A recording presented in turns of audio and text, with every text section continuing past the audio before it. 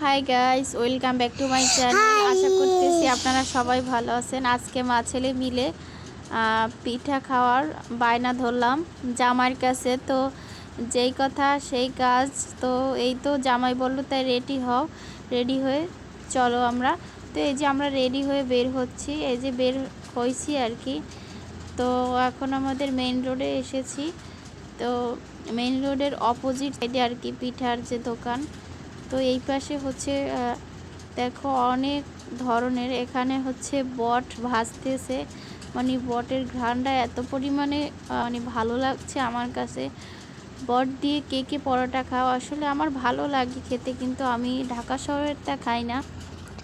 আমি নিজে যেটা রান্না করি ওইটা খাই, কিন্তু এমনি আমি রেস্টুরেন্ট বা মানে হচ্ছে ধরো রাস্তার সাইডে যে ফুড কর্নারগুলোতে বেচে ওগুলো আমি কখনোই খাই না। আসলে এই যে দেখো আমার বাবাটা কিন্তু অনেক অনেক অসুস্থ।